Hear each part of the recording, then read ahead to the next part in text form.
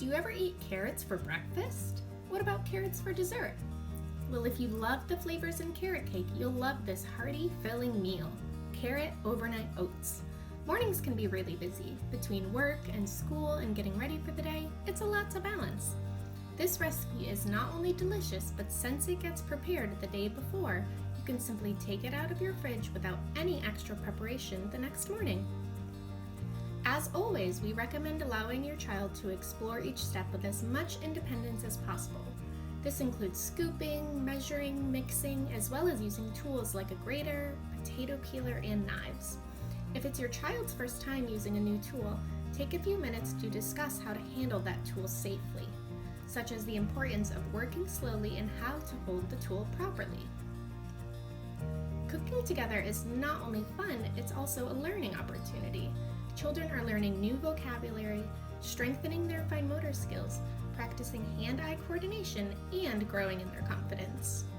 For today's activity, we will need the following materials: a cutting board, a mixing bowl, oatmeal, you can use rolled or instant oats here, carrots, a grater, a vegetable peeler, mixing spoons, measuring cups, milk of your choice, cinnamon, vanilla extract, and last, as an optional ingredient, a sweetener of your choice.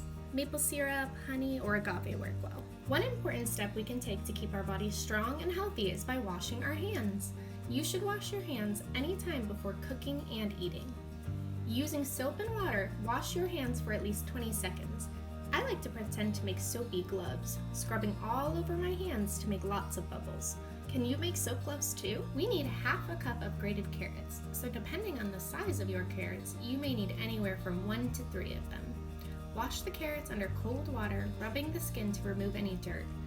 Carrots are a root vegetable, meaning the carrot grows completely underground, with green leafy stems and tops above the dirt, which collect sunlight. Now that our carrots are washed, use your vegetable peeler to remove the outer layer of the carrots. When using the peeler, it's important to work slowly and push the peeler away from your body and fingers. This is to make sure you avoid any cuts. For younger children, an adult can hold the carrot steady so the child may have both hands available to peel with more control and precision. Now that the carrots are washed and peeled, carefully shred them into fine pieces. Just like when we use the vegetable peeler, the grater is another tool that we have to work slowly with to keep our fingers safe. Grate the carrots slowly, moving them up and down across the grating holes. Once you have half a cup of carrots shredded, place them in the mixing bowl. Pouring and measuring are skills that children practice and learn over time. So if your child spills while helping with these steps, remind them that that's okay. Spilling and making messes is a part of how we learn. By modeling a calm response in these instances, you are teaching your child resiliency and that mistakes are part of the continuous learning process. Next, we're going to measure out our dry ingredients. When children help measure, they are using and learning about math. Counting and measuring are early math skills that help lay the foundation for future mathematic learning. Measure out 1 cup of oats and add to the bowl with the carrots. For extra fine motor practice, try using a small spoon to scoop the oatmeal into the measuring cup.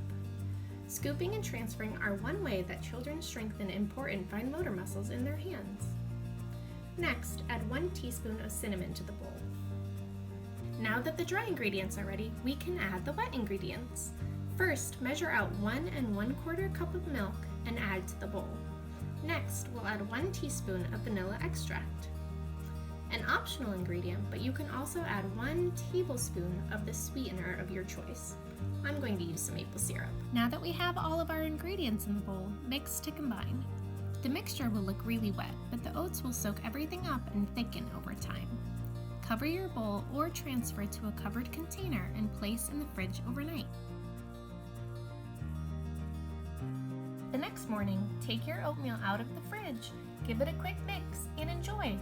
While this oatmeal is delicious as is, you can also experiment with different toppings and add-ins for more flavor and texture. Some of my favorites are finely chopped nuts, shredded coconut, raisins, or chia seeds.